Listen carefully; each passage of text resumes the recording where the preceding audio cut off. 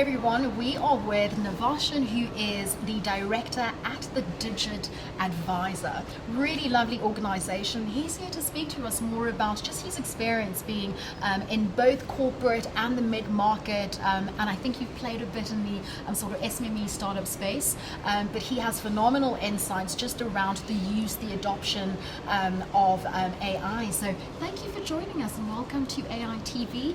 How are you finding the Expo so far? Firstly, thank you for having me on your show. Sure. I think the Expo has been incredible thus far for a few reasons. You're seeing a lot of the technical guys who are leading the forefront of the charge of AI coming together. So all the techies having fun with each other. You're also seeing a lot of the corporates who have sent out their teams to go and understand what's happening, what are the latest developments, who's leading the charge as well. And you're getting a lot of SME knowledge from those who have dirt under their nails from implementing the AI. So that intersection point is so important in these shows and these exhibitions because that's where the power of collaboration comes together. Right. And you're seeing that on the shop floor at the moment. Absolutely. How do you cope with just, because I know after this particular event, it's going to be hashtag AI Expo, AI Fest and AI for Good. There is a sort of meme attitude towards AI, right? That for as long as you're in corporate, all we're hearing and what's literally being thrown down our throats is AI. In your sort of experience and in your own understanding, where do you feel AI is serving the most purpose? Yeah, I think with many of the new trends, and this has always happened in the history of technology, it's always been it starts with a bit of a laissez-faire attitude. It still needs a while to mature. It won't impact us in that way. To sudden rush to, I need to suddenly upskill with AI. What are we doing about AI? I cannot count the number of people who came to me and said, our company sent us here to understand what's happening because we need to implement AI. And you try to understand what's behind that. And it's now moved from, the conversation has shifted from, is it a trend we'll watch and observe, to we need to do something about it. And it really needs to shift to more meaningful conversations, which is informed by a few things. One is education of company and stakeholder. So those who are responsible for leading an organization's journey down the path of strategy, technology, AI, to how they buy AI and what they want to use it for. Very often we talk about delightful customer experiences. We talk about how AI can do that. We talk about automation and how AI can support that. So it's really an interesting time where customers themselves don't have the necessary maturity and understanding of what AI is. There's a lot of experimental stuff there, so we watch and see and observe how others are doing it. We take cues from there. There are those who are really at the cutting edge, at the forefront, the cold face of the technology. And the truth is, nobody's written the book on this thing. Nobody's written the script and the storyline for how it's going to play out. But coming from my experience in technology, I spent a lot of time with the likes of Accenture and other large global organizations leading change. Change is a constant. And we have to look at these technologies not the same way, with the lens of how can it add value to my customer? How can it improve my operations? And are we implementing it for the sake of doing so? Or are we implementing it for change and the responsible adoption thereof? That is, it's so insightful what you've just shared because it really speaks to the why behind AI. And I think even anchoring, before one even has an AI strategy, what is the organizational strategy as well? Just in terms of guiding organizations, how are you able to assess whether an organization is ready for the implementation of AI or not? Are there certain variables you look out for? Just in your experience being a consultant and guiding other organizations with their strategy? Yeah, I think it's a bit less of a case of are we ready? It's how are we preparing ourselves for readiness? I think because it is coming anyway. It's here. Absolutely. I think for large enterprise companies, one of the challenges has been how to get the AI to transact with my on-prem data. Meaning, we can bring a fancy solution in, but how do we get that to talk to our on-prem data? How do we convince the the security guys, the cloud guys, all the takes the compliance guys, the legal guys, and I find, especially in industries like financial services, that's really, really important, and necessarily so, because they can't just throw in the latest technology. They've got to be very careful with how they do it. There's large complex systems in the background, so navigating that's really important, but it's not a case of if, it's a case of when and how we do it. And I encourage them to engage with people who've walked the path before. Run pilots, run proof of concepts, add value really quickly, decide where it is you want to do that, and not just about the customer stuff. More often than not, it's how we get the back end stuff to engage with the data to drive those customer experiences. I find in the mid-market, there's a lot more reception to adopt and to change, because they're not tied back by heavy legacy or the naysayers or doubters or those kind of things. There's a lot more opportunity. Yes, we want to have the conversation, very quick to market to a POC, very agile and flexible. So I think AI will play a lot in that space in the upper to mid market. The small companies, I think that's where they will see the highest value in the shortest term they are. Because you can now get an AI to act in various roles. You get an agent to act as your secretary, as your decision support, even as a board member, as your sales agent.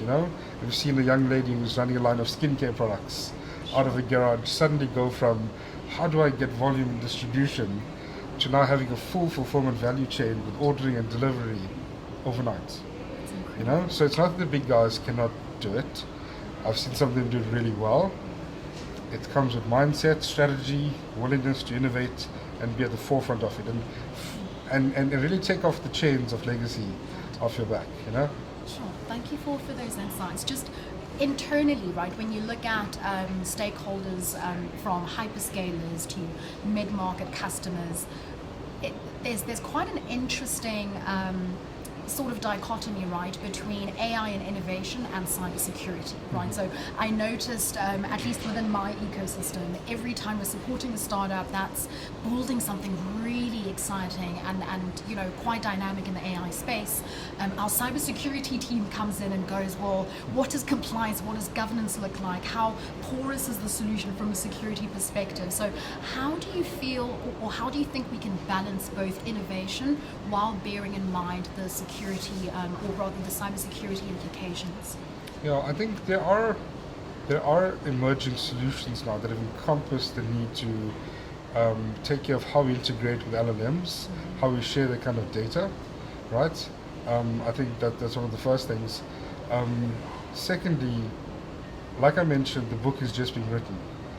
I've spoken to 3 guys today, including our own team, that have built in modules to ensure data security and protection from a cybersecurity perspective when engaging with those tools. Because if you do not have the luxury of buying full on-prem type services and you're still engaging with our cloud platform, you're exposed and you're at risk. And in the cybersecurity world, you have to take the attitude that it's going to happen to you.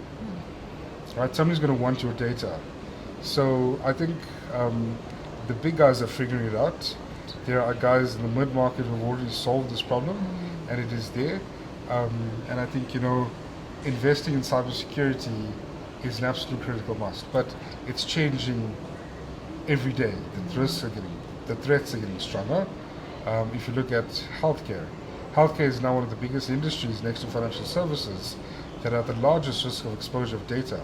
Yet healthcare is one of the industries that can thrive and pace with driving improved patient delivery experience. We've heard about the national blood labs coming under attack. We've heard of denial of service attacks, or patients losing their lives, or hospitals have gone offline. We're fighting a bit of a war in the space when it comes to cybersecurity, but AIs can be upgraded to deal with that, and there are solutions in place, and you have to constantly innovate and have the cap of innovation on. Sure, really lovely. Do you feel that we are preparing employees for instances where AI won't always work?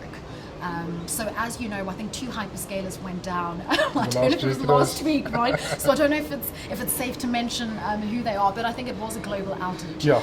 In that instance, how do we approach the use of technology, cloud computing and AI proactively without sort of, throwing in the towel and going, oh, but the workday is over. What do you think should be a healthy approach in the event that AI doesn't work out, or in the event that the underlying infrastructure does actually come to a fault? That's a really great question. It's multi-layered and stacked. It is. So thank you for the question.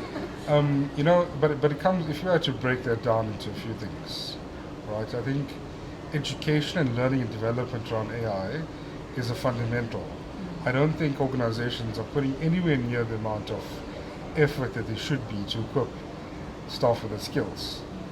We're also seeing how the impact of AI has driven reduction in creativity in people, right? You're seeing the studies now of people who are using GPTs indicating an increase in grey matter, right? You might have heard and read about that. Absolutely. And the attack on the hyperscaler downtime that happened recently showed how exposed we are to things like consistent power supply, risk of concentration with having all of our data sitting in a certain place. And there are many models now that are being explored, but what's happening in the US with massive investments in data centers. They're now dropping boxes into the ocean to cool data center labs, right? So I think you never put your eggs in one basket. And I think hyperscalers are now also seeing where they can adopt distributed kind of models to ensure continuous service, and we are massively dependent on that. But I think when it comes to the individual knowledge worker, which is what the last decade or two was about, how do we create the knowledge worker? It's about how the knowledge worker and the AI are going to work together to produce a more improved outcome. From its lowest level, like a call center agent, not being bogged down by where's my claim, what's the status of this, the traditional questions that an AI could do, to how I can empower the call center agent to have a more impactful conversation with the customer and with the client. So we shift the dial there, leveraging the AI, but letting the customer know that there is still humanness involved in the process, not the transactional nature of that. So I think the readiness, and then also the more advanced work, we look at fields of data science and actuarial and those kind of things that are also going to be, we see AI really competing pound for pound with those kind of things. In the medical fraternity, you might have seen a scenario where they showed a colonoscopy and there are 3 specialists watching the footage to determine if the patient had cancer. And the 4th person that was observing the data was an AI agent, and the AI agent picked it up first. Now, are we going to let robots take over patient healthcare? Or are we going to embrace a very symbiotic relationship between the two? And the answer is that we have to. An outage could very well expose a company, could very well expose financial services, could leave a patient at risk. So we must never get to a point where the knowledge worker feels as if I don't need to have this knowledge, I can sit on autopilot, That intersection point is really critical, and we're working it out as we go, and it's going to impact industries very differently.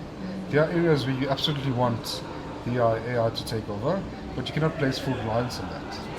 And there are also areas where the human is still going to lead value from the front. Everything. AI is what it is based on inputs, right, that have Absolutely. been, provided by the human being.